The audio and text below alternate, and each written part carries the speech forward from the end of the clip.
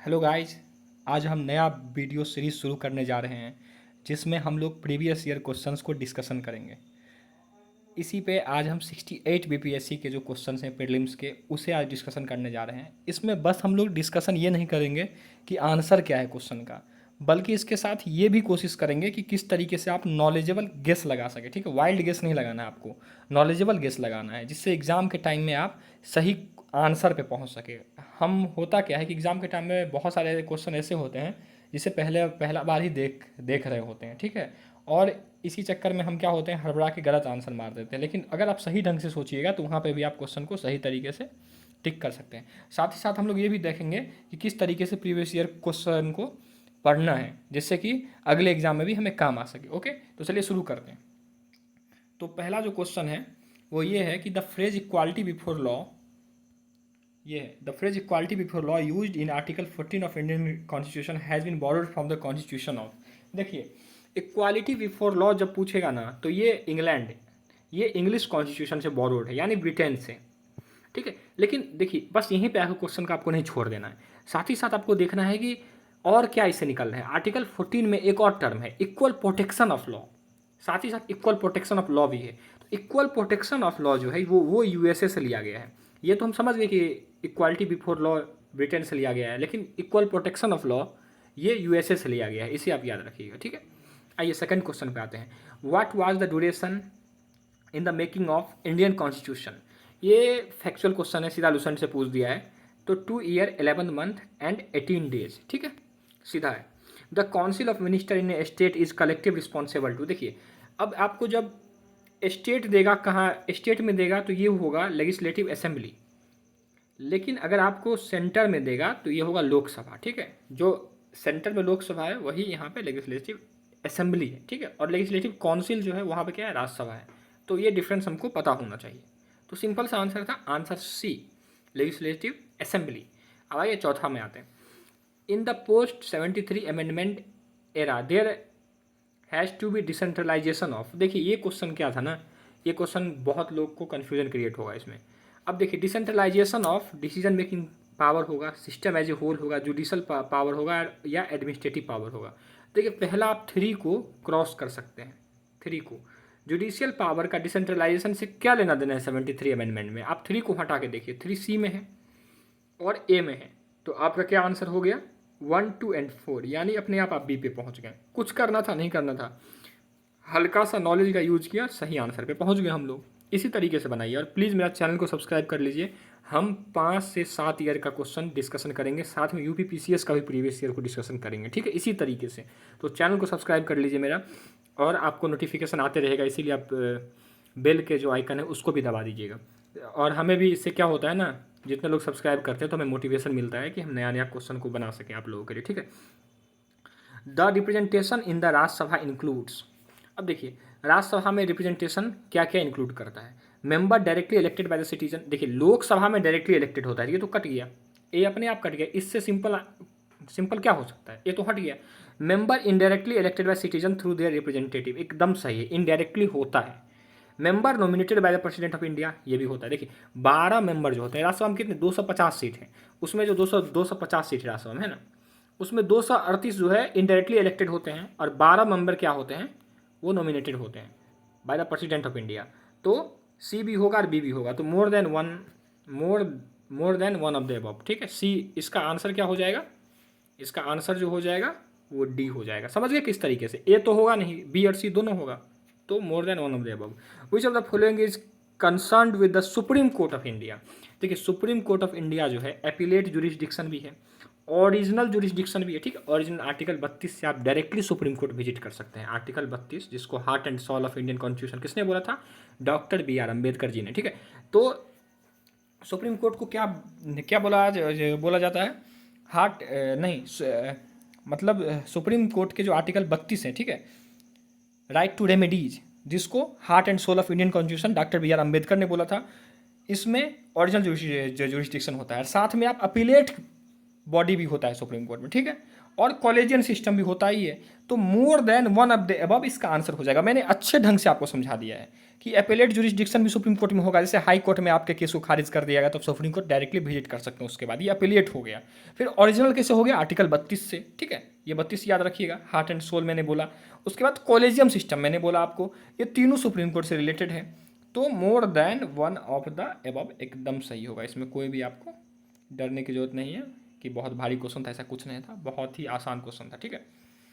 The minimum age for contesting election to the Panchayati Raj institution, Panchayati Raj institution देखिए PRI जो है ना, पंचायती राज इंस्टीट्यूशन, आर्टिकल 243 में दिया हुआ, आपको पता होगा। 243 डी में रिजर्वेशन के बारे में चर्चा किया गया है, ये भी आपको पता होगा, ठीक है।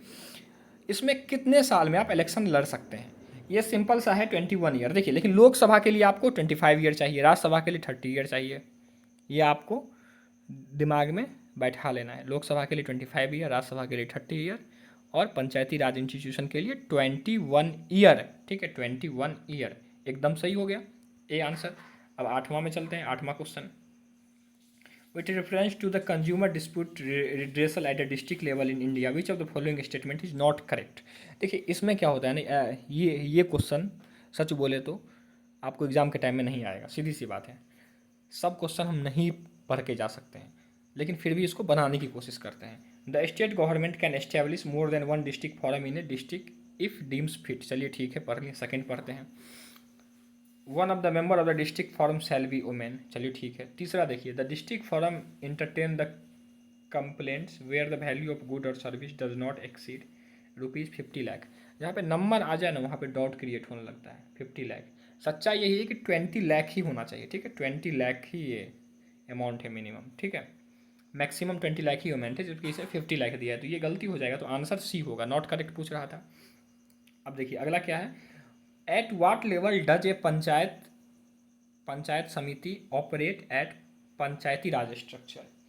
देखिए इसमें क्या है ना कि पंचायत समिति पूछ रहा है, पंचायत समिति, अब देख लीजिए पंचायत समिति पूछ रहा है। पंचायत समिति जो है ना, ये ब्लॉक लेवल बॉडी पे काम करती है, ये दिमाग में बैठा लीजिए। पंचायत समिति ब्लॉक लेवल पे करती है। देखिए पंचायती राज सिस्टम 3 टियर गवर्नमेंट है, ब्लॉक है, विलेज है, डिस्ट्रिक्ट है, ठीक है। तो अब देखिए ब्लॉक लेवल पे क्या करेगा पंचायत समिति। ग्राम पंचायत जो होता है वो विलेज लेवल पे करता है, इसको लिख लीजिएगा। ग्राम पंचायत जो होता है ये विलेज लेवल पे करता है, ठीक है।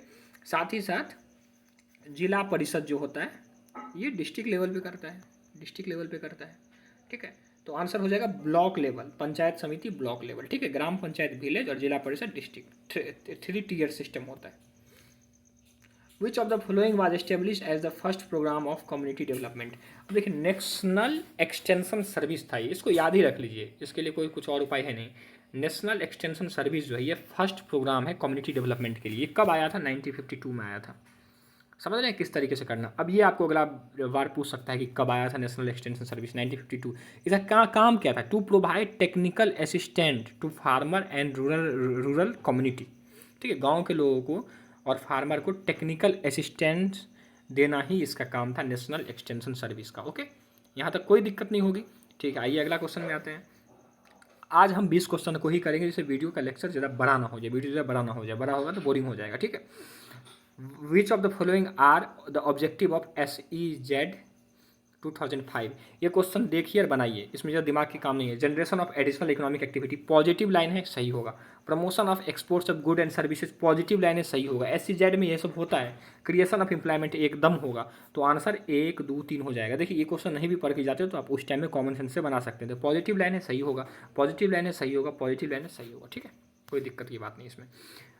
What is the policy measure adopted by the government of India to improve the system of agriculture marketing?